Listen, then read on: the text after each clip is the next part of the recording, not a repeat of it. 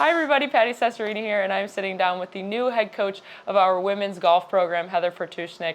Heather, you were a student athlete, you played golf at Kansas State, you graduated in 2022. Just tell me about your time playing golf there and being a student athlete. Yeah, so got there in fall of 2018, and it was very new. I'm from Brighton, Michigan, so it was very different than Michigan, Kansas was. Yeah. So when I got there, I loved the lay of the land. Like, it was super hilly compared to the rest of Kansas. So you had good views, and it's a small, great community, Manhattan, Kansas is, and has a ton of great people there, and that's kind of how I ended up there in the first place, the community there. So when I first got there, enjoyed getting to meet the girls and kind of having those instant friends. And then from there, we kind of hit the ground running. The women's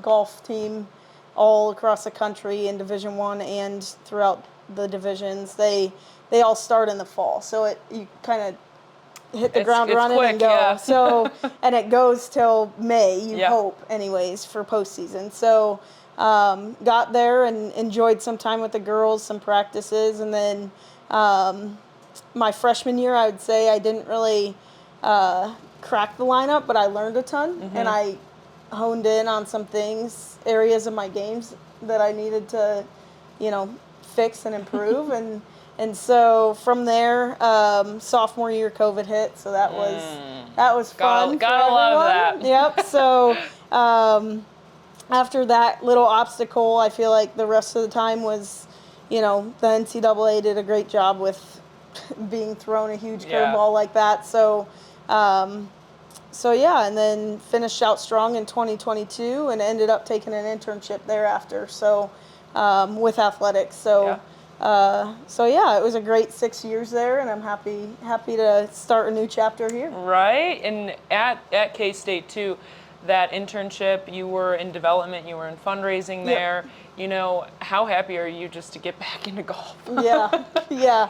Fundraising is definitely a much needed area of athletics, and I learned a ton and had great bosses there and great coworkers there that taught me a lot. And I feel like pulling all that information that I learned has now set me up to be the best coach that I can be. Yeah. Because there was so much that I didn't know that went into athletics on the back end. As a student athlete, you don't realize that. No, you don't, right? So, you don't get to see the behind the scenes of tickets and marketing and fundraising and all that. So, it was definitely a very big, it was just a big learning experience for me. It's very eye-opening. Yeah. Yep. So yeah. And fundraising too is such a huge part, like you said, of athletics and running your program. You got to pull for what you need there too. So to have that background really sets you up, and it almost puts you at a leg up too. And coming into this program, you're like, I can hit the ground running. I know what I'm doing in that department. But you were a golf instructor. You worked with ages 5 to 11, and each age group, I think, when it comes to coaching, comes with its own challenges and stuff. And working with younger kids, how do you feel like working with that age group has better equipped you now to be a head coach for college women? Yeah. So when I first kind of took that job, it was kind of through a connection, and I was like, yeah, sure, I'll help out. And it really turned into something that I didn't know, the experience teaching little kids translates even to college coaching. Absolutely. Because there's going to be distractions at practice with, the little kids and with college athletes. So that was a huge part, just trying to make the kids kind of focus on one thing at a time. And focus on their own game and not focus on what Timmy or Bobby is doing, or run around, So, and also on my first day, actually, this is funny. So, first day, walk in there, don't know what I'm doing. They're like, yep, you're paired with 7, 5 to 7-year-olds. And I was like, okay, great. And I kid you not, 30 minutes in, a kid gets stung by a bee. No. And I was like, are you allergic? Like, is that something so small? You're like, okay, how do I deal with yeah, this? literally.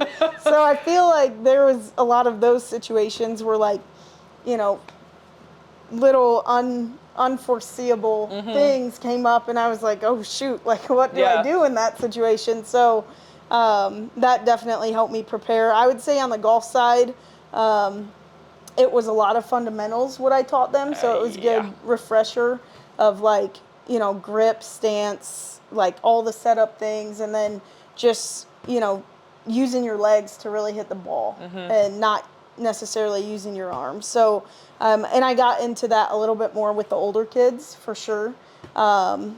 So yeah. So it was a great experience, and I learned a lot. Yeah, definitely you learn a lot, and it always translates, no matter what age group you're working with. Because even college athletes, sometimes you need to go back to the fundamentals. Yeah, you know, literally. when things aren't going right, you're like, okay, time to go back to basics. Yep. Let's get it done. But I feel like you're living out every college athlete's dream, so to say. You know, you're a couple years out of college, and now you're running your own program. Literally. You know, how excited are you to just be here and have this new chapter for you? Yeah, I am so pumped. Like, when I was looking for coaching jobs, like the application process and all that can get tough, but now being on the other side of that and coming in every day and, like, figuring out the nitty gritty things of, you know, like how to run a college golf program and how to organize a college golf program has been great. Like, I have told my parents a number of times already, like,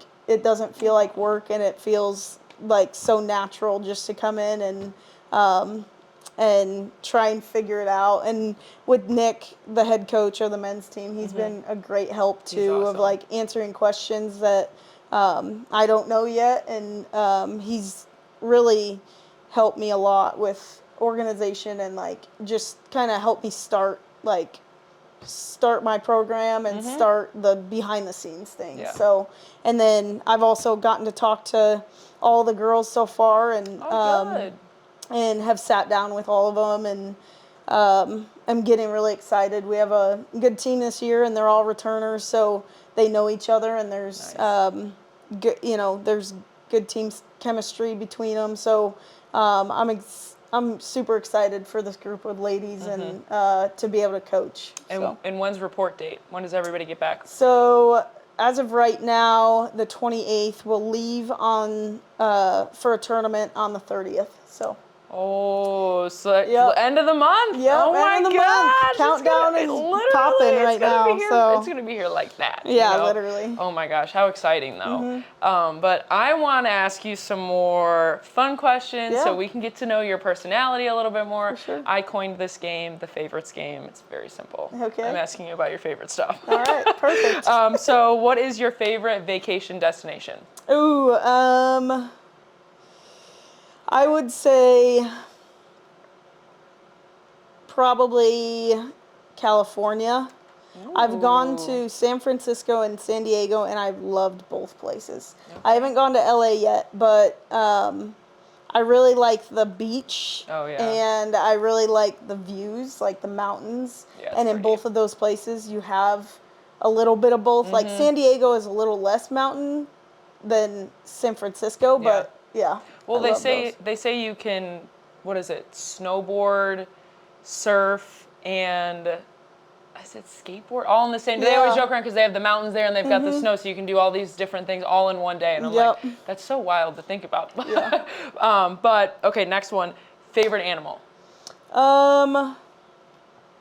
Probably a dog. Pretty basic, you know. Basic.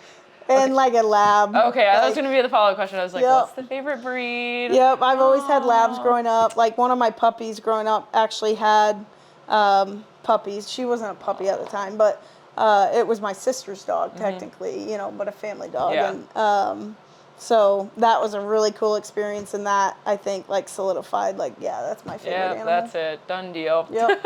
I mean, who doesn't love dogs? I feel like dogs and cats are always the go-to, like the literally. staple, you know? Literally. And favorite holiday? Probably Christmas or Thanksgiving. I love family, get-togethers and family. like just events. So I would say one of those two, because that's usually when your family when gets you see together everybody. around that time of year. So, and the food at Thanksgiving is great too. So, Man. yep. We're gonna be hungry now. I'm thinking know, of dreaming literally. about turkey, ham, mashed Yep. potatoes, and then the last one, same thing on the track of food. Favorite dessert? Oh, anything chocolate. Literally anything chocolate. Oh. I love chocolate so much. Like every birthday that I've had, it's like double chocolate cake. And like, Ooh. yeah, it's, yeah, any dessert chocolate. We got to get you. Have you ever had Portillo's chocolate cake? No. I think they just, so it's Portillo's is more of a Chicago thing, Okay. but I'm pretty sure they just opened one up around here. Oh, wow. You need to try All their right. chocolate cake. Phenomenal. Yeah. I'm telling you, you'll fall in love with it. All right. Well, I don't know, because if you're a chocolate expert, maybe not. I don't know. Try I'm it. not Try an it and let me expert. know. I just like chocolate. I just like chocolate. Well, you'll have to try it and let me know. Yeah, I will. But that's all that I've got for you today. Thank you for Awesome. sitting down with me and letting me get to know you more and letting the people get to know you as well. Yeah, of course.